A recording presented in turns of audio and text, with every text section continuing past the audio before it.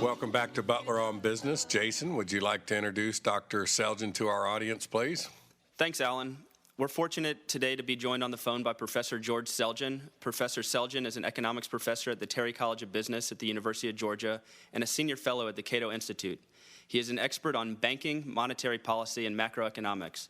He is the author of several books, including his most recent, Good Money, Birmingham Button Makers, the Royal Mint, and the Beginnings of Modern Coinage. Professor Selgin, thank you for joining us on the phone today. You're welcome, Jason. Professor Selgin, to what extent, if any, do you believe that the Fed has played a role in helping to cause the current financial crisis, and to what extent have they helped avert crisis and facilitate economic recovery? The question of the Fed's role in the crisis has to be broken down into two parts. One is what role the Fed has played in addressing the crisis after it broke out, and the other is the role that the Fed played before the crisis that may have contributed to it. I think now there is something of a consensus, though by no means a complete consensus among economists, that the Fed played a very important part in causing the recent turmoil by contributing to the housing market boom, which in turn led to the bust that was followed by the Great Recession, as people are calling it. And the way the Fed did that, the particular way, was by overreacting to the dot-com crash of 2001 by holding its target rate of interest, the federal funds rate target, at a very low level for a very long time. And it was during that period when the real federal funds rate was actually negative for a while, as if money was being given away, and indeed people were being rewarded for borrowing it, that the housing market really took off. And then, of course, it kept taking off for some time after the Fed began tightening, because the rate of housing appreciation by that point was so fast that it was very profitable for people to borrow, to buy condominiums and flip them and such, even at higher rates.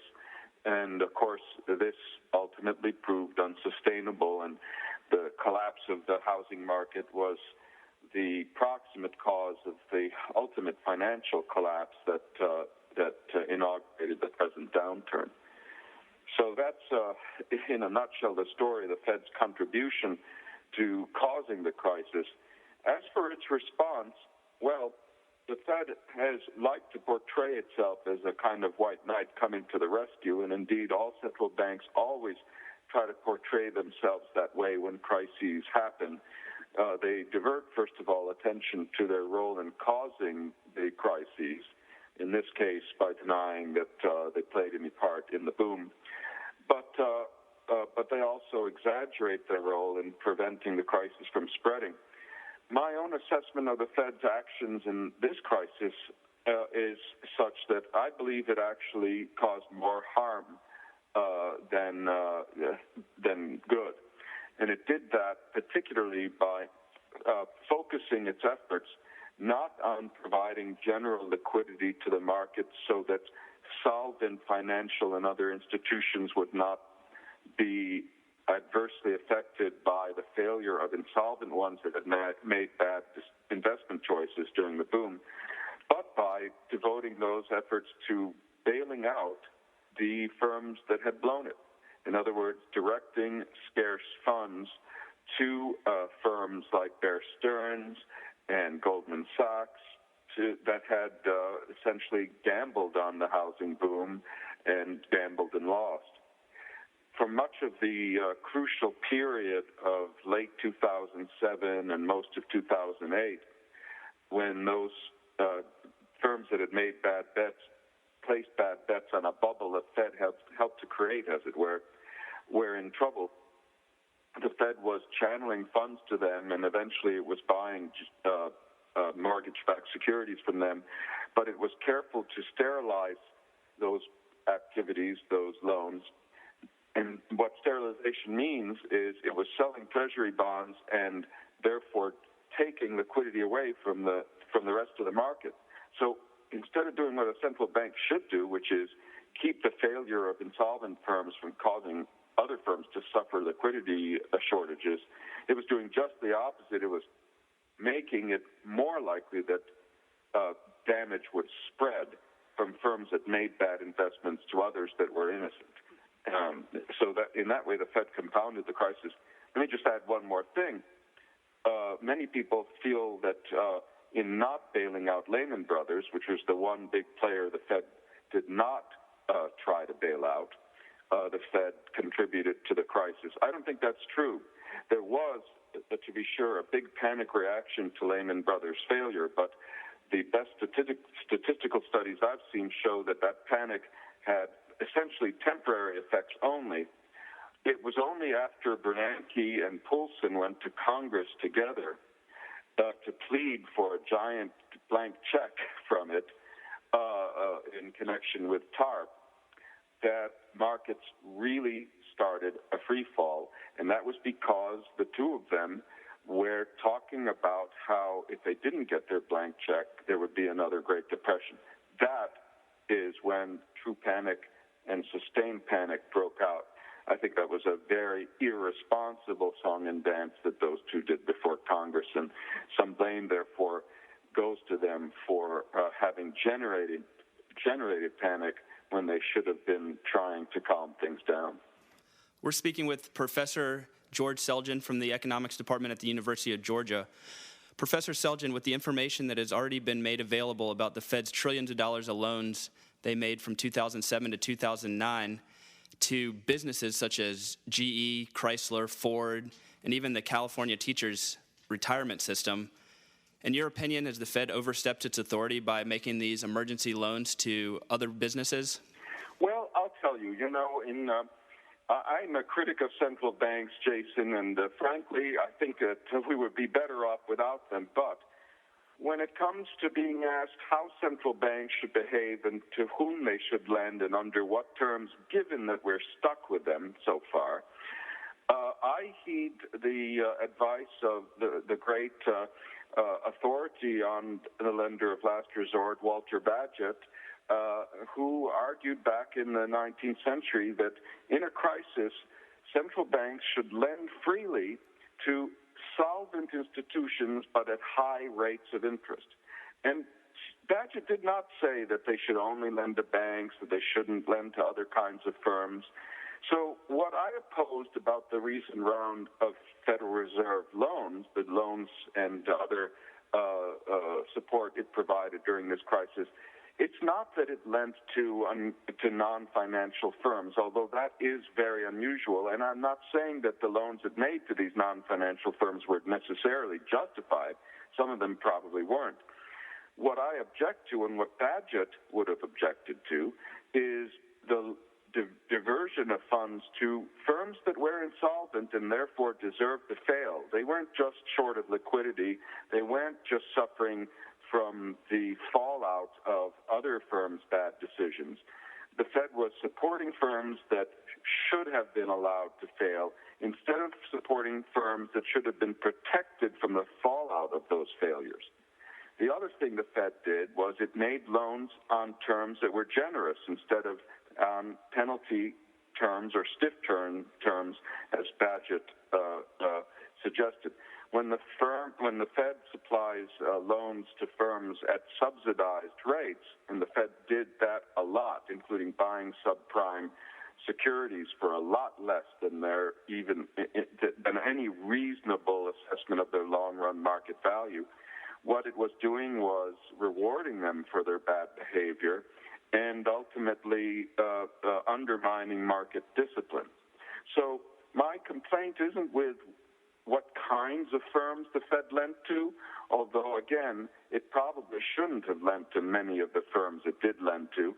My complaint is with its lending to firms that should have been allowed to fail, whether they were banks or non-banks, and its lending to firms at subsidized rates instead of at high market rates that would preserve market discipline. We want to shift gears a little bit and discuss a working paper that Dr. Selgin, along with Professors Larry White and William Lestrapes, have drafted titled, "Has the Fed Been a Failure?" This paper takes a look at the Fed's record dating all the way back to its origination in 1914. Dr. Selgin, can you talk a little bit about your approach and objectives in analyzing the Fed's record for this paper? Sure, Jason. Well, the thing about that paper is we set out to do the following. We set out to evaluate the Fed's overall performance since it got started in 1914. The act was passed in 1913, but it took a year for the Fed to get up and running. We try to evaluate it based on, first, its own statements about its purpose. In other words, we take as our starting point what the Fed itself says it's trying to achieve and what its founders wanted it to achieve.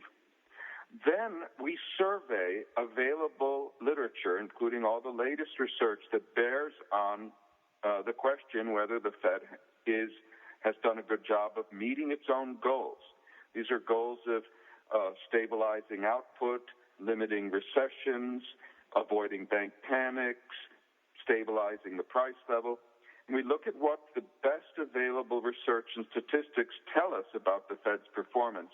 Partly we do that by evaluating its performance in an absolute sense, but we also compare the performance of the Fed on these various criteria with the performance of the pre-Federal Reserve national currency system, the one that existed after the Civil War and up until 1914, because when the Fed was established, of course, everybody believed that that old system was inadequate, and indeed it was. It was a deeply flawed system, and the expectation was that the Fed should at least be an improvement on that old system.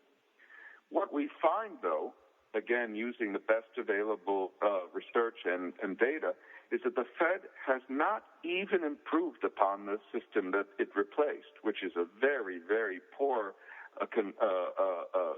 performance indeed, given that the system before was deeply flawed. And moreover, we find that that's true even if we subtract from the Fed's record the very terrible performance between its founding in 1914 and World War II. That interwar period is, by all accounts, the one where the Fed did the worst job with inflation, with deflation, and with the business cycle, of course, and bank panics. Even if you take that out of the record, as if you were giving the Fed a handicap, and compare the post-World War II performance of the U.S. economy with the pre-Fed performance on the various criteria I mentioned, the Fed does not look so good. In fact, in general, things have gotten worse, or they've gotten better, but they've gotten better for reasons that have nothing to do with the existence of the Fed. That, in a nutshell, is what the paper shows. Dr. Selgin, in this paper you suggest that we could do better than to have a Fed. Can you explain what you perceive to be maybe a few preferred alternatives? Sure. Well, of course, the paper is only able, despite being a somewhat long paper, it cannot go into detail about any particular alternative. What the paper does try to do, which I think we felt compelled to try to do in writing it, is to show that there are, after all, feasible alternatives to the Fed that could well do better than the Fed has done. For starters, it has to be said that the pre-Fed system, given the available evidence, was, for all its flaws, a better system than the Fed system. Now, it's not clear that we could restore that system, and I don't think anyone would want to. I think we can do far better than that. And so the paper discusses a number of different alternatives. Some of them are more radical, some of them aren't. Some of them, you might say, don't really amount to abolishing the Fed or replacing it, but that becomes a matter of semantics. What almost all of them involve, however, is substantially reducing the Fed's discretionary powers rather than enhancing those powers as recent reforms have tended to do. It's one of the ironies of Federal Reserve history that every time it has blundered very badly and helped to plunge the U.S. economy into crisis by its misguided policies, the result has tended to be that its powers have been further enhanced, and then it has gone on and used those enhanced powers to cause even more trouble. So what the paper is saying is, look, we need to end this cycle of giving the Fed more powers to do the right thing and finding it just does more harm. And there are many arrangements for, as it were, clipping the Fed's wings and bringing it under a tighter leash or abolishing it entirely in favor of a system based on an automatic money supply or a decentralized money supply or a commodity money supply, all of which, for various reasons that can be supported by either historical experience or theory, might be expected to avoid the problems that the Federal Reserve has caused. What do you say to the critics who say that the banking and monetary system can't run smoothly without a central bank and extensive government regulation? I say to them that they better read some history, because anyone who says that is apparently not very conversant with monetary history. There have been excellent examples of extremely successful monetary systems that did not have central banks and did not have the kind of very extensive regulation of their banking industries that we have here. When I say we have a lot of regulation, that doesn't mean that the regulation is in the interest of consumers or that it doesn't consist of lots of subsidies and corporate welfare for bankers and other financial firms. It does. But the motivation for regulation isn't the problem. The problem is you need to have. It turns out that history shows that monetary and banking systems that have been decentralized and competitive have tended to involve good self-regulating properties. Examples are the Scottish banking system until it began to be its freedoms began to be whittled away at in the mid-19th century. The Canadian banking system, which was by all accounts far superior to the U.S. system, both before the Fed was established and during the early years of the Fed. Canada didn't have a central bank until 1935. By the way, it did not put it in place because of the Depression. It put it in place for political reasons that may have indirectly been related to the Depression. But Canada did a lot better without a central bank in the early 1930s than we did with a central bank. Canada also had no deposit insurance until 1967, and it was only the second country to implement it. Even today, Canada's system, despite the fact that it has since implemented those changes, remains a much superior system to ours, and that's partly why Canada is one of the countries that escaped a lot of the damage from the recent financial imbroglio. So there are plenty of historical examples that utterly contradict this myth that only monetary systems with central banks and heavy government regulation can work well. That's simply inconsistent with the facts. Well, Professor Selgin, I want to thank you for your time. We've been speaking with Dr. Selgin from the University of Georgia and senior fellow at the Cato Institute about the Federal Reserve and the monetary system in the U.S. Again, Professor Selgin, thank you for your time, and we look forward to speaking with you again. All right. Well, thanks so much, Jason. Thanks for the invitation. Bye-bye.